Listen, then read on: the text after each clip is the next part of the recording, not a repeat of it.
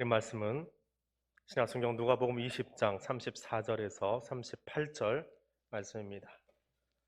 신약성경 131쪽에 있습니다. 이 말씀 읽을 때 살아계신 하나님의 음성을 친히 듣는 귀한 시간 되시기를 바랍니다. 예수께서 이르시되 이 세상의 자녀들은 장가도 가고 시집도 가되 저 세상과 및 죽은 자 가운데서 부활함을 얻기에 합당히 여김을 받은 자들은 장가가고 시집가는 일이 없으며 그들은 다시 죽을 수도 없나니 이는 천사와 동등이요 부활의 자녀로서 하나님의 자녀입니다. 죽은 자가 살아난다는 것은 모세도 가시나무 떨기에 관한 글에서 주를 아브라함의 하나님이요 이삭의 하나님이요 야곱의 하나님이시라 칭하였나니 하나님은 죽은 자의 하나님이 아니요 살아있는 자의 하나님이시라. 하나님에게는 모든 사람이 살았느니라 하시니.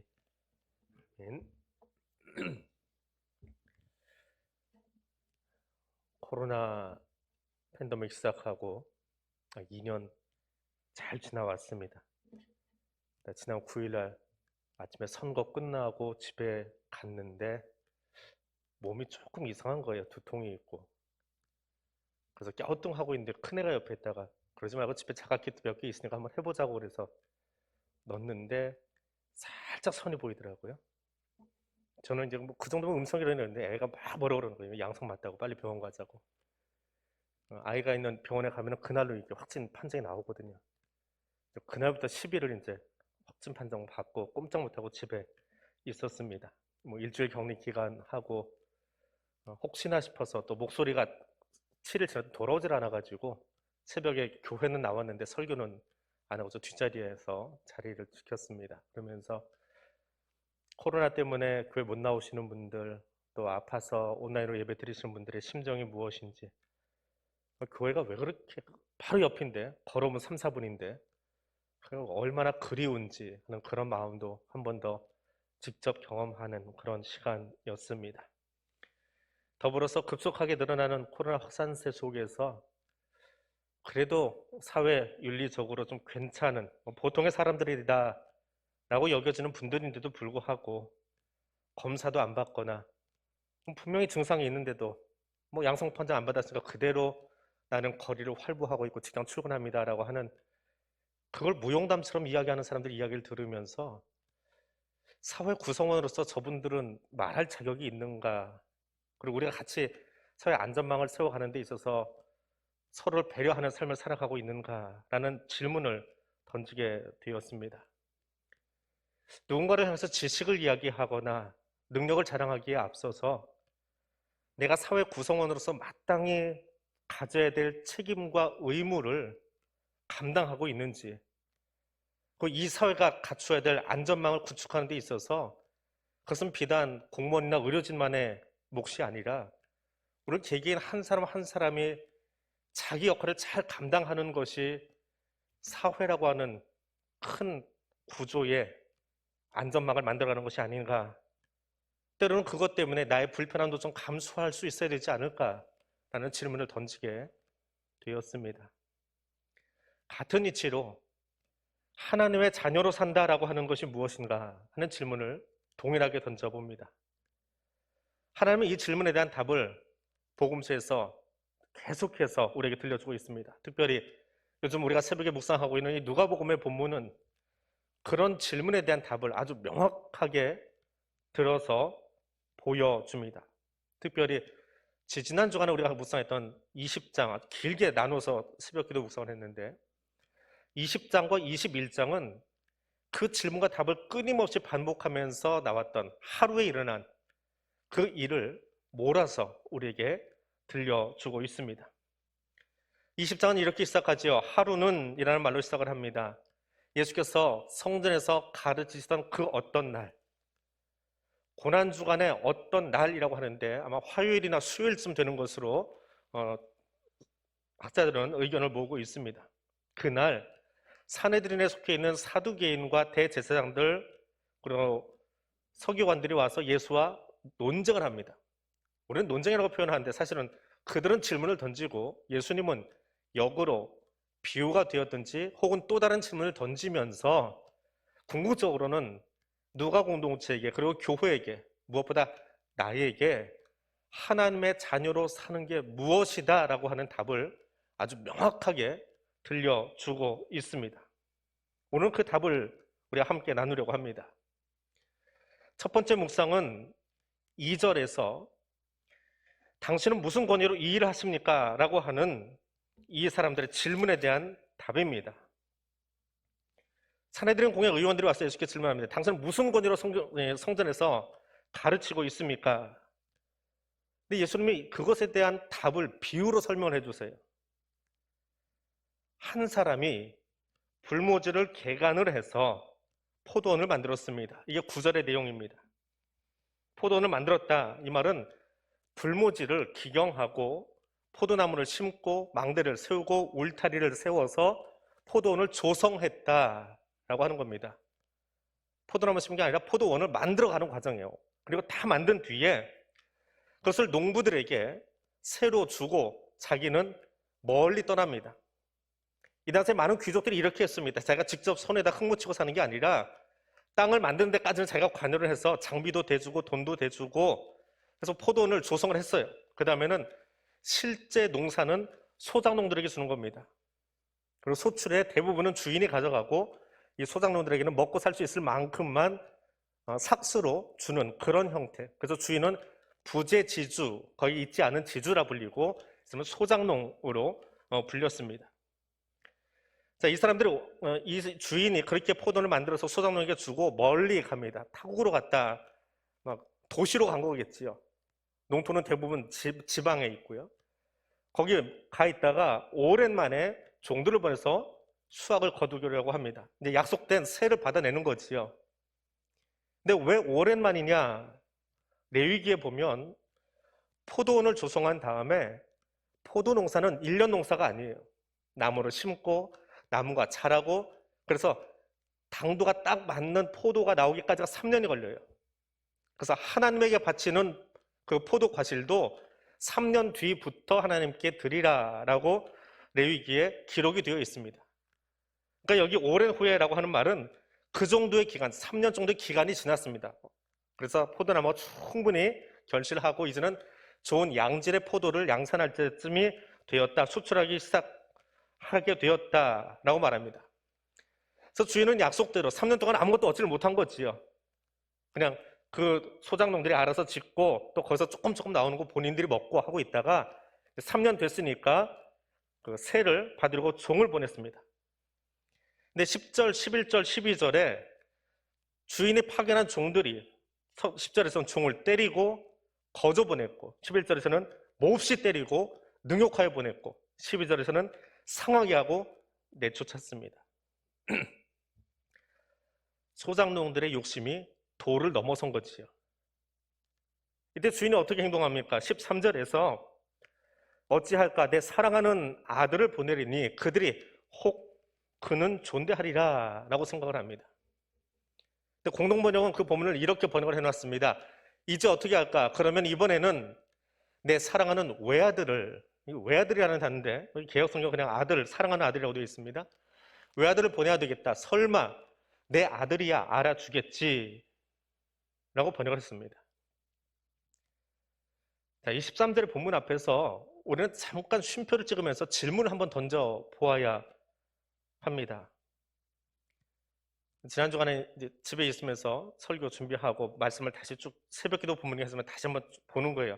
20장 20장을 통으로 보다가 이 대목에 와서 이제 큰애는 안 걸려가지고 밖에 내보냈고요. 가족 셋이 다 확진돼서 이제 같이 식사하면서 물어봤습니다. 이 본문 가지고 여기쯤 왔을 때 어떤 생각이 드냐? 그랬더니 저희 막내가 이런 질문을 던지는 거예요. 그 주인 정신 나간 거 아니에요? 그 아빠 정신 나간 거 아니에요? 라는 말을 툭 던지는데 성경을 좀 제대로 보려고 고민하는구나 라고 하는 흔적을 발견했습니다. 그 질문입니다. 우리는 이 비유를 보면서 악한 농부에게 자꾸 관심을 맞춰요. 나쁘다, 악하다, 판단하기 좋아하고 판결하기 좋아한다. 그 내 모습을 보는 거지요. 그런데 그것이 아니고 주인을 보십시오. 공동번역 성경에 그 번역본처럼 설마 내 아들을, 설마가 사람답습니다. 그렇지요? 아버지가 설마 하고 아들 보냈는데 그 아들 죽게 되었지 않습니까? 아무리 악행을 저지른다 한들 10절에서 12절까지 계속 악행이 점점 강해지잖아요. 도가 점점 넘치잖아요. 그런데 설마 외아들인데 이 아들에게 해코지 하겠어? 무슨 생각으로 보냈을까요? 그 설마의 마음 속에 주인의 마음은 뭘까요? 아버지의 마음은 대체 뭘까요? 악한 농부들의 마음이 아니고 주인의 마음을 읽을 수 있어야 합니다. 주인은 그렇게 생각했을 겁니다. 설마 저들이 외아들을까지 죽이진 않겠지. 아니, 죽여서는 안 되지. 지난번에 종들을 보냈을 때야 정신이 나가서 그랬다 치자. 그래도 아들 보내면 정신 차리고 약속된 사학도 내고 그러면 나도 그냥 포도원 계속 가꾸게 해주고 그래서 먹고 살 수 있게 보장해 줘야지. 그것이 주인의 마음이었다는 겁니다. 소작농들은 비록 도를 넘어선 행동을 했지만 그들을 살리려고 아들을 보낸 거예요. 서기관과 대제사장들 도를 지나친 행동을 하고 말로는 종교인이고 말로는 신앙생활 잘하는 바리새인이다라고 말하지만 그냥 하나님과 상관없는 삶을 살고 있었던 거예요. 그냥 그들만이 아니라 오늘 죄인인 나는 내가 내 인생의 주인인 양, 내가 하나님인 양 행동하고 도를 넘어선 행동을 하지만 하나님은 어떤 마음이요? 응징하기 위해서가 아니라 그들을 용서하고 그들을 용납하고 살리려고 아들을 보내신 거예요. 예수를 우리에게 보내주신 거예요. 우리가 이 비유를 보면서 주목해야 될 것은 그것입니다. 악한 농부의 행동이 아닙니다. 잘했어 잘못했어 판단하자고 이 성경 보자는 것 아닙니다.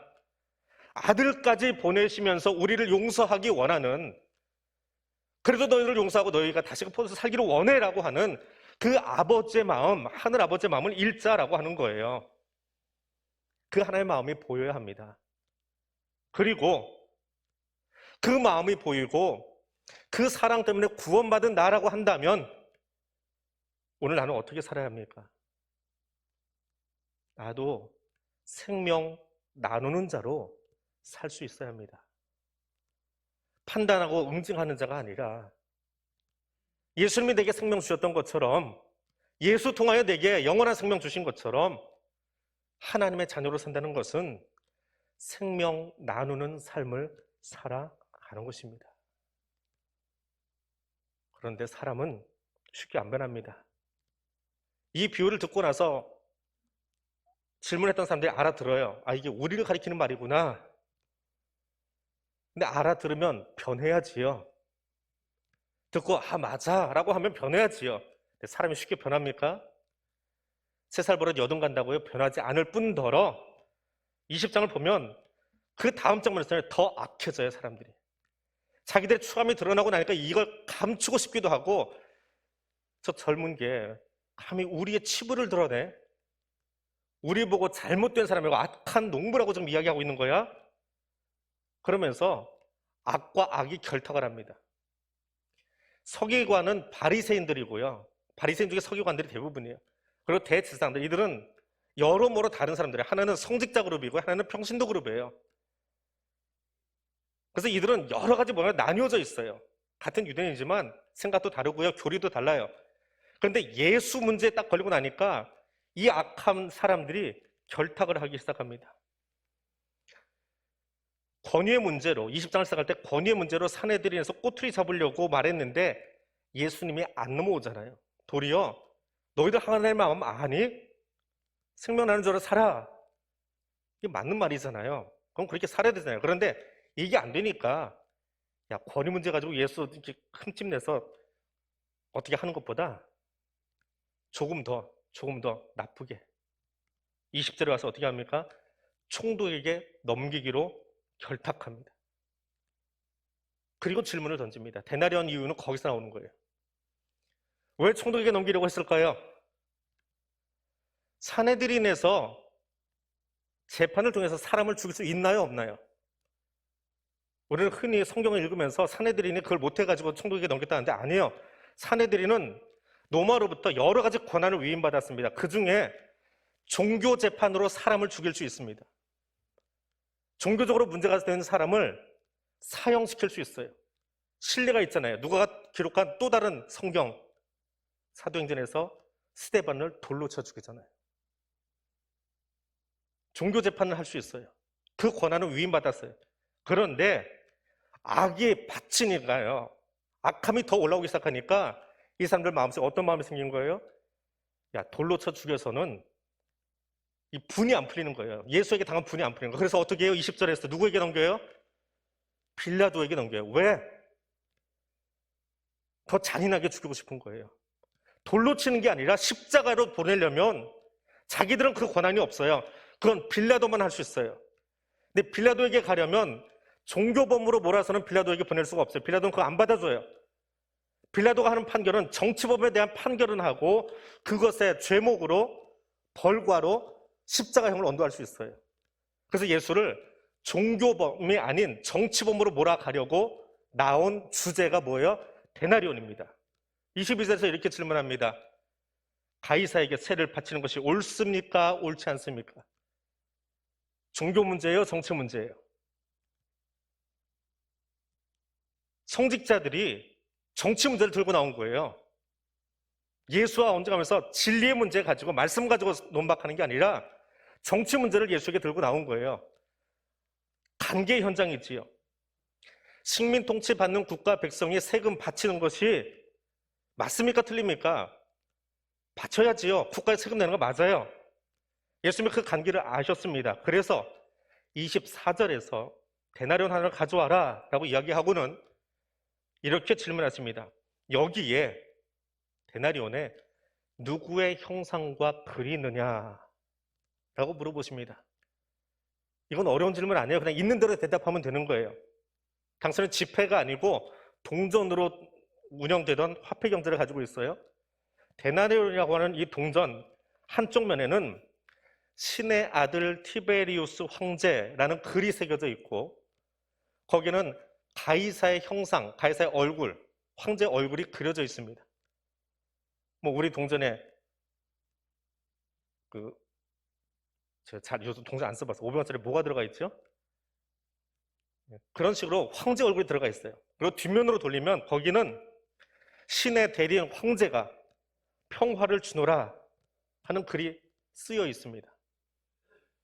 그리고 이 동전을 가지고 서로 거래하고 경제활동을 할 때 이걸 앞 사람에게 주면서 뭐라고 해야 되느냐 하면 가이사가 나의 주님이십니다.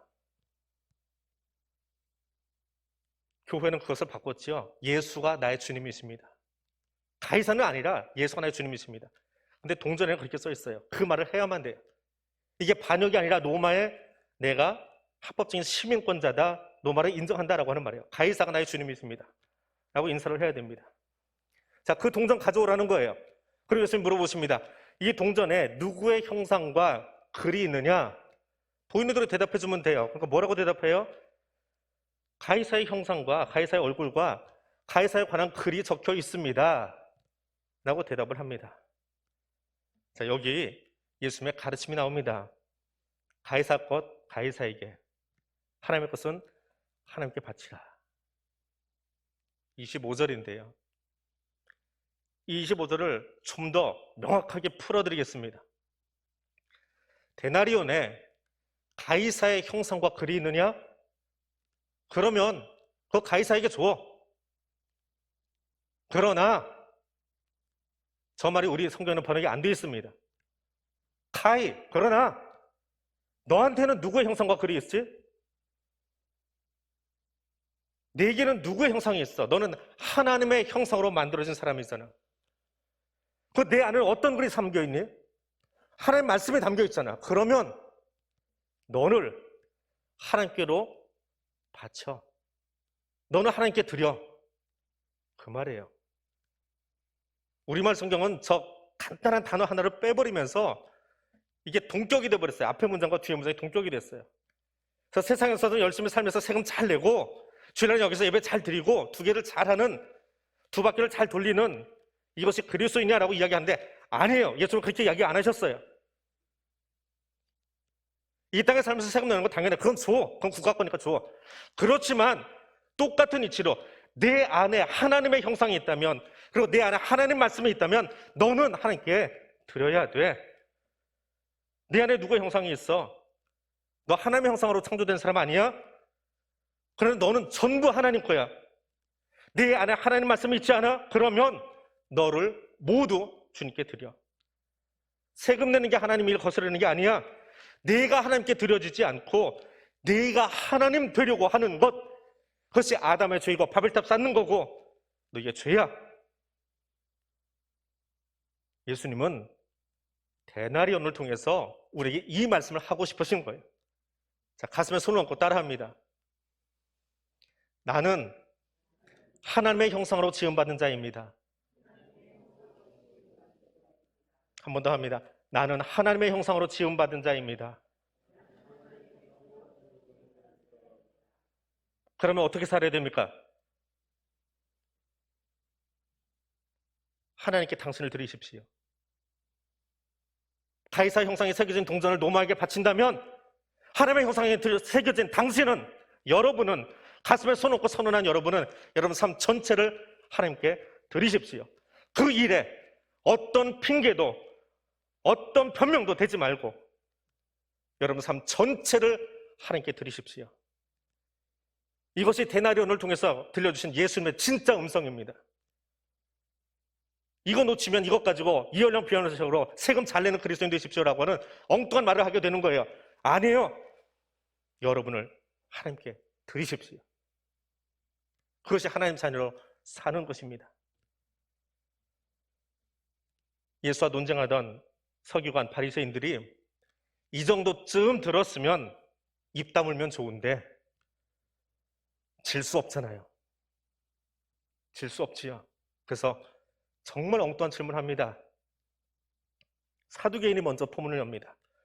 사두개인은 주로 제사장 그룹이에요. 성직자 그룹입니다. 그런데 이 그룹은 성경 가운데, 구약 성경 가운데 모세 오경, 창세기, 출애굽기, 레위기, 민수기, 신명기, 이것만 성경이라고 인정을 하는 사람들이에요. 뒤에 예언서나 성문서 여기는 인정하지 않습니다. 그리고 모세 오경의 글을 묘하게 읽으면서 어떤 이야기를 하느냐면 부활이 없다라고 하는 곳에 논지를 맞춰서 성경 읽어내려가는 사람들이에요. 그런데 예수님에게 아주 묘한 질문을 합니다.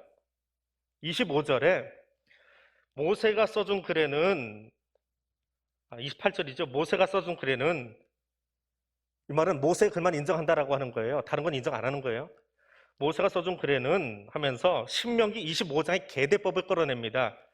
자손을 잇기 위해서 자녀를 낳아야 되는데 형이 아이를 낳지 못하고 죽으면 시동생이 형수와 잠자를 같이 하고 아이를 낳아서 그 아이를 형의 자녀로 입적시켜가지고 가문을 잇게 하는 법입니다. 계대법, 형사취수법이라고 하는데 그것을 끌어서 자기들이 믿고 있는 모세오경의 신명기 말씀을 끌어서 예수님에게 질문합니다. 만약에 말입니다. 7형제가 이 한 여자와 함께 결혼하고 죽고 결혼하고 죽고 해서 다 죽었어요. 결국 여자까지 다 죽었습니다. 그러면 그 다음에 부활하고 나서 이 여자는 누구의 아내입니까? 사두개인은 부활을 믿어요, 안 믿어요? 극구 부인하는 사람들이에요. 그런데 여기다가 어떤 질문이에요? 자기들의 교리마저도 우선 잠재하고, 참 무서운 말이죠. 잠재해놓고 묻어놓고 이야기합니다. 부활한다면 어떻게 되는 겁니까? 근데 예수님 대답 간단합니다. 모세오경 가지고 질문했으니까 나도 모세오경으로 대답하는 거예요. 모세의 가시떨기 나무에 관한 글에서 출애굽기 말씀을 인용하는 거예요. 너희들이 믿고 있는 성경에 그렇게 써 있어. 너희 성경 이연령 표현하고 니들 마음대로 해석하는데 거기에 이렇게 써 있어. 아브라함의 하나님, 이삭의 하나님, 야곱의 하나님이라고 자신을 소개하고 있어. 하나님은 죽은 자의 하나님이 아니라 살아있는 자의 하나님. 하나님에서 모든 사람이 다 살아있어. 우리에게는 돌아가신 분이 아브라함 돌아가셨고 이삭도 돌아가셨고 야곱도 돌아가신 분이야. 그러나 하나님 안에서 그들은 다 살아있어. 하나님 안에서 살아서 지금도 같이 하고 계셔. 부활은 있어. 저 세상 있어 라고 이야기하는 거예요. 하나님은 자신을 그렇게 소개하고 있거든. 살아있는 자의 하나님이라고. 죽은 아브라함의 하나님이 아니라 살아있는 아브라함, 살아있는 이삭, 야곱의 하나님과 부활은 당연히 있어. 자, 여기 20장은 백미가 등장합니다. 하나님은 살아있는 자의 하나님이시다. 부활은 당연히 있다. 저 세상 있어 라고 이야기하니까 신이 난 사람들이 있어요. 누구요? 바리새인들이요. 그 바리새인 중에 한 축이 서기관이에요. 서기관들이 신이 났어요. 맨날 그 부활 논쟁 가지고 사두개인과 투닥투닥 싸우고 있었는데 예수님이 누구 편 들어준 거예요? 부활이 있다 라고 얘기하니까 얼마나 신이 납니까? 그래서 40절에서 39절이죠. 39절에서 이 사람들이 이렇게 이야기합니다. 선생님 잘 말씀하셨습니다. 이 39절 본문이요. 이렇게 읽어야 돼요. 선생님 잘 말씀하셨습니다. 아이 저것들 말이야. 이런 분위기예요. 잘 말씀하셨어요. 부활이 있지 어떻게 부활이 없습니까? 저 무지식한 것들. 근데 예수님이 이 대목에서요. 더 이상 서기관과 바리새인의 논쟁에 끼어들지 않습니다. 몸을 돌려서 제자들에게 이야기하세요. 46절과 47절에서 제자들에게 이르시되 서기관들이 부활이 있다라고 좋아하면서 말하는데 그러면서 흰 옷 입고 다니는 거 좋아하고 모양 내는 거 좋아하고 의시되는 거 좋아하고 이름 나고 폼 나는 자리에 서는 거 좋아하고 부활이 있으면서 세상에서 폼 나는 자리는 자기가 다 찾아주려고 그래. 남들은 못 서게 하고 시장에서 문안 받는 것과 회당에서 높은 자리와 잔치의 윗자리 좋아하는데 인사받기 좋아하고 세상에서 주는 상급에 우쭐거리고 자기 이름 드러내는 자리에 서려고 하고 칭찬받는 거 좋아하고 제자들아 내가 묻자 서기관들이 바리새인들이 부활 믿는 것 맞냐? 부활이 있다고 믿는 거 맞아? 제자들에게 교회에게 나에게 주시는 질문입니다. 부활신앙이 있다고 하는 사람들이 어떻게 세상에 그렇게 연연하고 세상에 자리나 탐하고 자기 의의 드러내고 자기 이름 드러내는 자리에 저렇게 옷치렁거리면서 돌아다닐 수 있어? 저게 부활이 있다고 하는 사람들이야? 그리고 더 흉측한 일은요 20장이 여기서 끝나지 않는다는 거 21장으로 넘어가고 있어요. 서기관이라고 하는 이 직책은 공적인 자리는 아닙니다. 사실은 바벨론 포로기에 이스라엘 백성들이 바벨론 끌려가고 나니까 구두로 성경을 전승하는데 문제가 생겨요. 왜? 언어도 바벨론 언어를 써야지요. 문화도 바뀌지요. 그래서 바리새인 그룹 중에서 일련의 사람들이 평신도 그룹이에요. 성경을 우리 자녀들에게 읽게 하기 위해서 글로 좀 남겨야 되겠다. 성경을 필사하는 그룹이 생겨요. 전문적으로 글 잘 쓰고 깨끗하게 옮겨 적을 수 있는. 근데 옮겨 적다 보니까 그냥 적는 게 아니라 성경을 연구해요. 이 사람들이 율법 학자 그룹이 됩니다. 신정일치서에다 보니까 율법을 연구하는, 말씀을 연구하는 사람들이 소위 법률 자문가들이 돼버려요. 이게 서기관 그룹이에요. 바벨론 포르기에 생겨난 그룹입니다. 근데 이 사람들이 로마 시대에 와가지고는 어떤 역할을 하느냐 하면 종교인의 율법학자의 법률가가 돼버리잖아요. 법률 조언을 하기 시작합니다. 특별히 누구에게? 2000년 전 이야기예요. 남편 죽으면 여자들이 활동을 할 수가 없어요. 남편이 남겨준 재산이 있는데 이걸 그들이 밖에 나서 어떻게 잘 사용할 수 있는 방법이 없어요. 지금처럼 내가 4명으로 통장 만들고 가서 재산 관리할 수 있는 이런 사회가 아니거든요.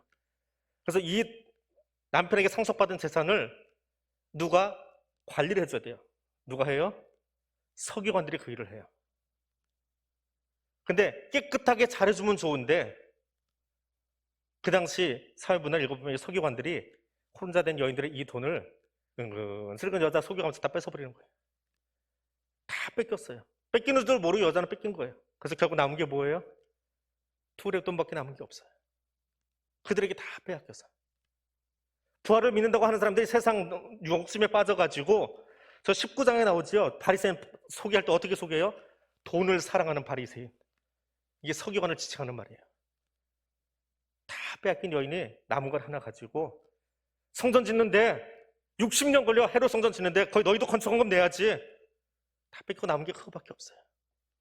그걸 들고 성전 앞에 와서 그 나팔로 생긴 모양의 동전 던져서 넣어야 돼요. 소리 내면서. 땡그락 땡그락 떨어지면서. 다 착취해 가는 거예요. 그것도 종교의 명분으로.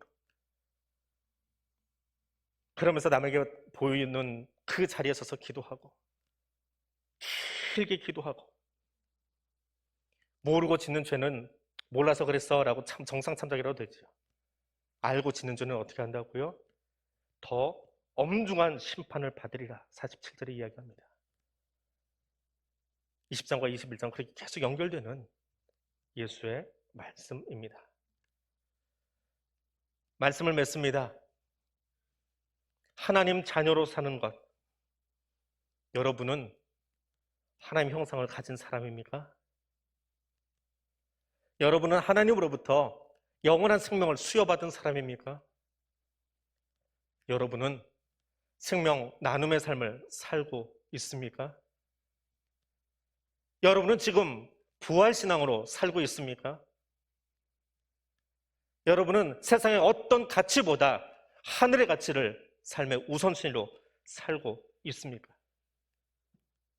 하나님의 자녀로 산다는 것은 이 질문에 대하여 수시로 답하며 하나님 앞에 서서 살아가는 것입니다. 오늘 던져진 이 질문에 답하며 하나님 앞에 서 있는 하나님의 자녀 되시기를 바랍니다. 기도하겠습니다. 모든 살아있는 자의 하나님, 나는 예수 그리스도의 죽으심과 부활하심을 믿습니다.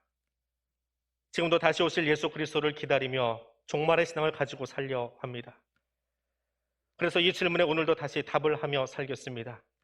내 안에 하나님의 형상이 온전하게 회복되길 구하는지, 나는 영원한 생명을 수여받음으로 감사하며 생명 나눔의 삶을 살고 있는지, 나는 입술로만 부활신앙을 말하지 않고 나의 전 인격을 다하여 세상의 가치보다 하늘의 가치를 삶의 우선순위로 놓고 살고 있는지 답하겠습니다. 그리고 하나님의 자녀로 살기 원합니다. 이 질문 앞에 바로 서도록 성령 하나님 나를 도와 주시옵소서. 예수님 이름으로 기도드립니다. 아멘.